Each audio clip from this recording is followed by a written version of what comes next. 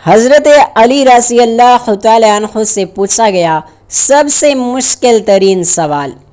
ایک عورت حضرت علی رضی اللہ تعالی عنہ کی خدمت اقدس میں حاضر ہوئی، آ کر عرض کرنے لگی، اے علی رضی اللہ تعالی عنہ، آپ علم کا سمندر ہیں، مجھے بڑی شدت سے آپ کے سوال کا جواب چاہیے۔ کیا محبت میں زنا کر سکتے ہیں؟ کیا محبت میں زنا جائز ہے؟ حضرت علی رضی اللہ تعالی عنہ نے فرمایا کہ بسم اللہ الرحمن الرحیم۔ حضرت یحییٰ علیہ السلام سے پوچھا گیا کہ آپ تو اللہ کے نبی، ذرا یہ بات تو بتا دیجیے کہ زنا کی استطاعت کیسے ہو سکتی ہے؟ حضرت یحییٰ علیہ السلام نے ارشاد فرمایا، دیکھنے سے یعنی دیدہ بازی سے اور تمنا کرنے سے نظر بد بھی بدکاری اور بے حیائی کی چابی ہے، جیسا زنا کا دروازہ کھلتا ہے۔ حضرت پاک صلی اللہ علیہ وآلہ وسلم نے حضرت علی رضی اللہ تعالی عنہ سے ارشاد فرمایا، اے علی رضی اللہ تعالی عنہ، کسی اجنبی عورت پر اچانک نگاہ پڑ جائے تو نظر پھیر لو اور دوسری نگاہ اس پر نہ ڈالو، کیونکہ پہلی نگاہ تو تمہاری اور دوسری نگاہ تمہاری نہیں بلکہ شیطان کی ہے۔ اسلام میں نظر بازی قطعاً جائز نہیں، کیونکہ یہی شیطانی تیر ہے جو شرافت و اخلاق کو چلنے کر کے رکھ دیتا ہے۔ نظر کی حفاظت سے شرمگاہ محفوظ رہتی ہے۔ حضور پاک نے ارشاد فرمایا کہ جب آزاد مرد اور عورت ایک جگہ تنہائی میں جمع ہوتے ہیں تو ان میں تیسرا شیطان ہوتا ہے۔ جب انہیں گناہ کرنے پر آمادہ کرتا ہے تو جنسی تسکین کے لیے سیکسی ویڈیو دیکھنا، گندے رسالے پڑھنا، نائٹ کلبوں میں جانا اور مساج کروانے کے بہانے جنسی تسکین حاصل کرنے والوں کو اپنے ایمان کی فکر کرنی چاہیے۔ حضرت عائشہ رضی اللہ تعالیٰ عنہ فرماتی ہیں کہ میں نے حضور پاک صلی اللہ علیہ وآلہ وسلم کو فرماتے ہوئے سنا، جو عورت اپنے شوہر کے مکان کے علاوہ کسی اور جگہ اپنے کپڑے اتارتی ہے تو وہ اپنے اور اپنے رب کے تعلق کو توڑتی ہے۔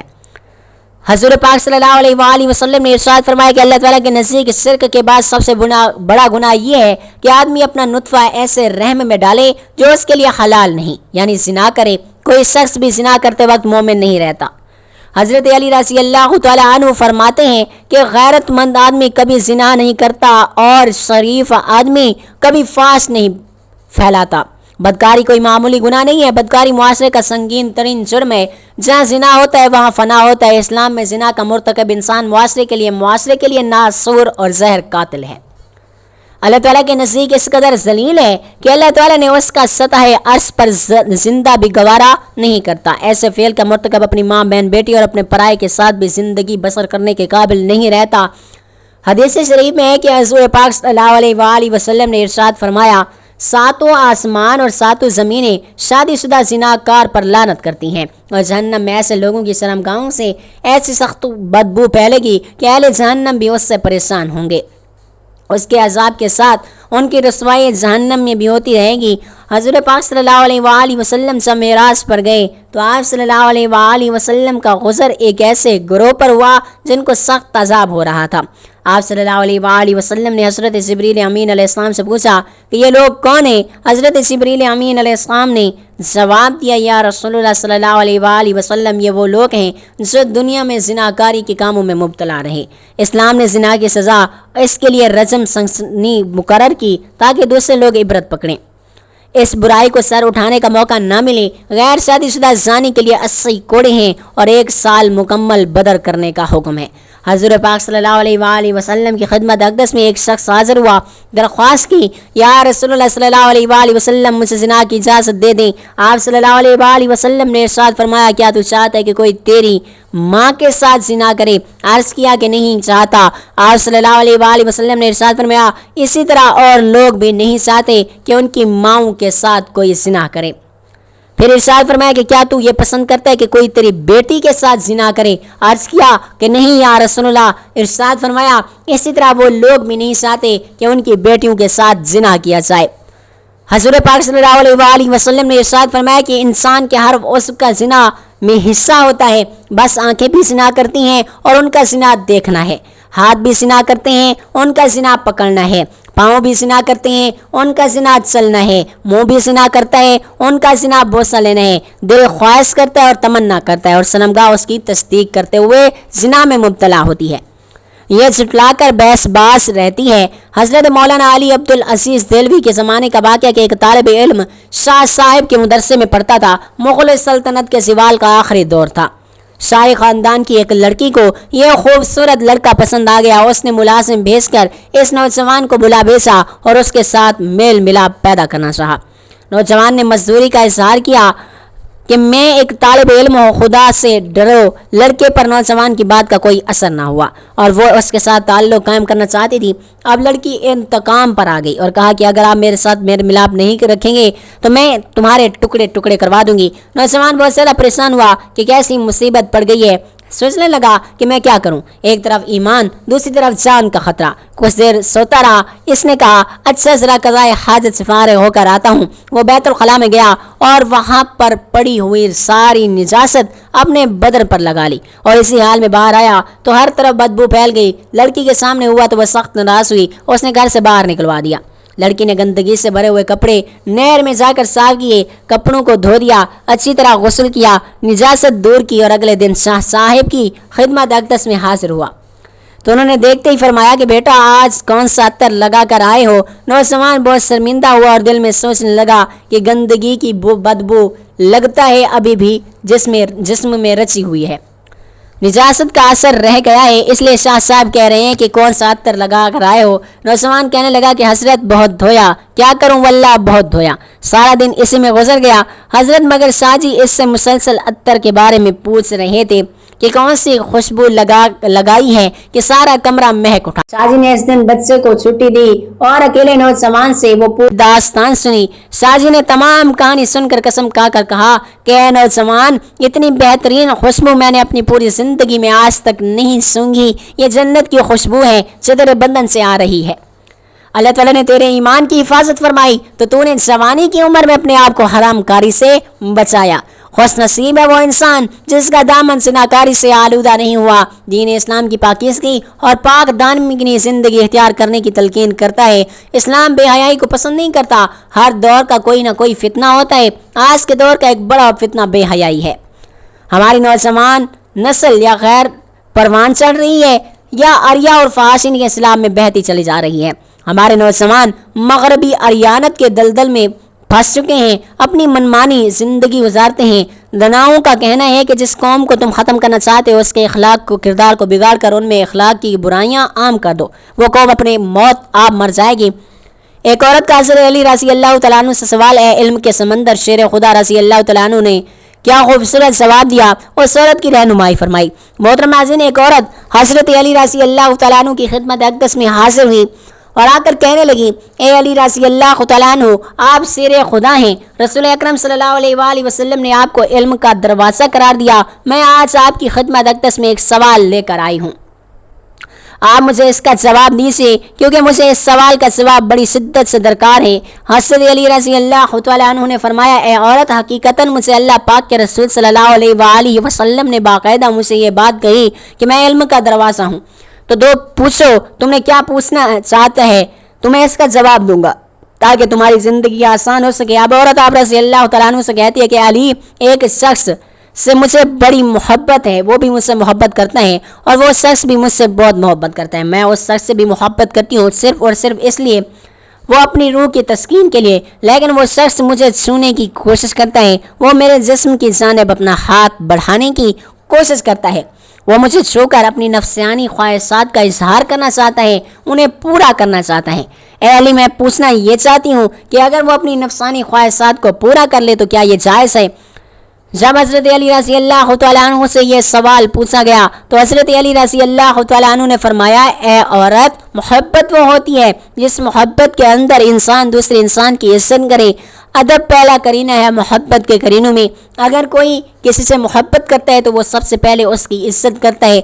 अगर वो शख्स तुम्हारी हकीकतन इज्जत करे तो उसका मतलब ये है कि वो तुमसे सच्ची मोहब्बत करता है, लेकिन तुम्हें अपने फ़ायदे के लिए इस्तेमाल कर रहा है, जिसमें मोहब्बत का दूर दूर तक कोई नामो निशान मौजूद नहीं है। लिहाजा अगर तुम्हें ये लगता है ये मोहब्बत है तो तुम गलत हो। ये मोहब्बत नहीं बल्कि ये तो सरासर अपनी हवस को मिटाने का एक तरीका है।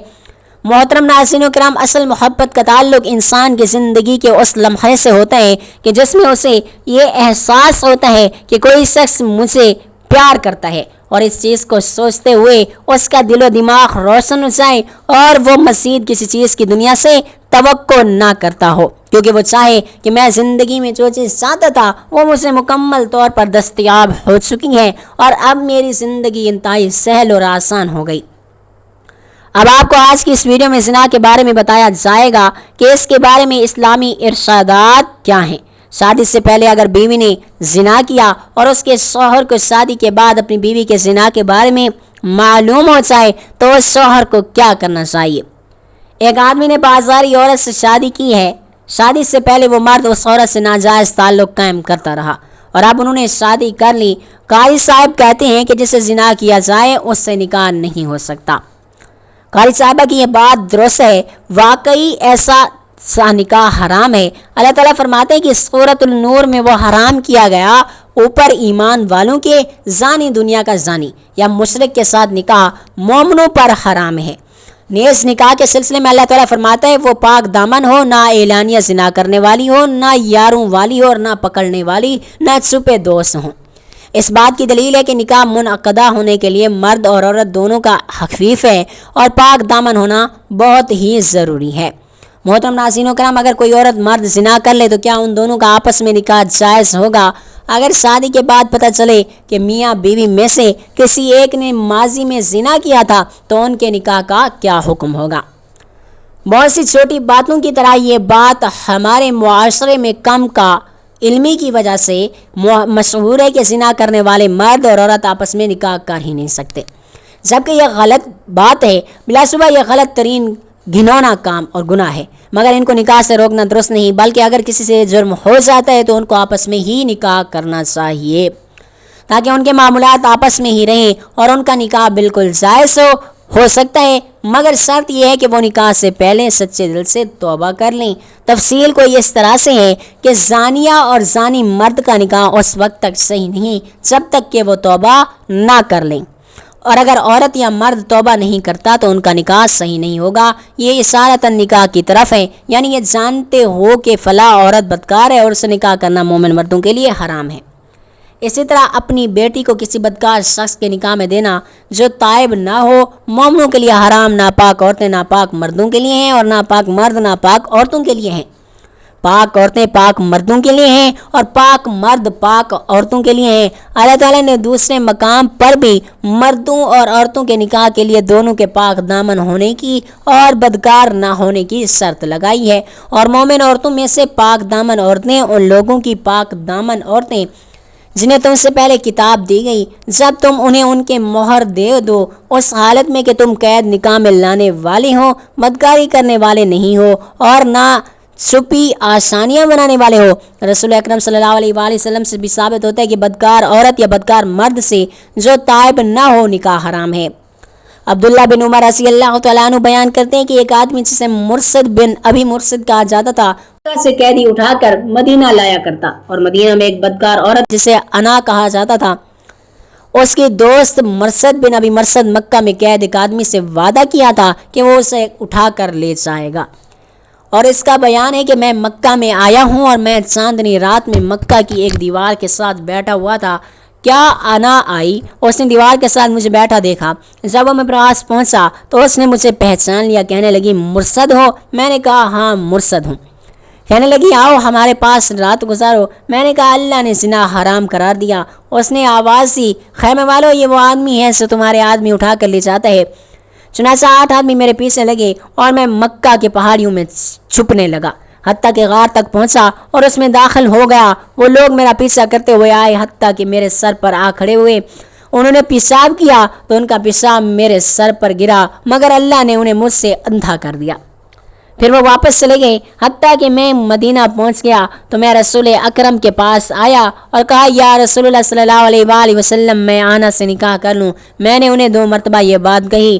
پہلے تو رسول اکرم صلی اللہ علیہ وآلہ وسلم خاموش رہے، مجھے کوئی جواب نہیں دیا۔ پھر رسول اکرم نے فرمایا کہ مرثیہ کسی زانیہ یا مشرکہ سے زنا یا مشرک کا نکاح نہیں کرتا، اس نے تو اس آنا سے نکاح مت کر۔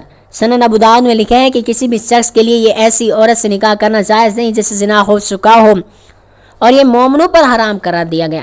ظاہری مرد اور زانیہ عورت سے نکاح حرام ہونے کی وجہ سے واضح دلیل ہے، جب تک کہ وہ توبہ نہیں کرتے ان سے نکاح حرام ہے۔ اور اسی طرح زانیہ مرد سے بھی جب تک کہ وہ توبہ نہ کرے نکاح کرنا جائز نہیں ہے، لیکن اگر زانیہ مرد یا زانیہ عورت زنا کرنے کے بعد سچی توبہ کر لیں اور اپنے گناہ پر شرمندہ ہو تو ان کا آپس میں بھی نکاح جائز ہے۔ کسی اور کے ساتھ نکاح بھی جائز ہے، جیسا کہ کوئی مشرک عورت مشرک سے توبہ کر کے مسلمان ہو جائے، شرک سے توبہ کر کے مسلمان ہو جائے تو ان کے لیے نکاح جائز ہے۔ جس نے توبہ کی اور ایمان لے آئے اور عمل نہیں کیا، یہی لوگ ہیں جس کی برائیاں اللہ تعالیٰ نے نیکیوں میں بدل دی گئی۔ اللہ ہمیشہ بے حد بخشنے والا اور رحم کرنے والا ہے۔ دعا ہے کہ اللہ تبارک و تعالیٰ میرا سننا اور آپ کا سننا اپنی پاک بارگاہ الہی میں قبول و منظور فرمائے، آمین۔ ناظرین کمنٹ باکس میں اللہ تبارک و تعالیٰ کے 99 ناموں میں سے کوئی ایک نام ضرور ٹائپ کریں۔ اگلی ویڈیو تک کے لیے اجازت دیجیے، اللہ حافظ۔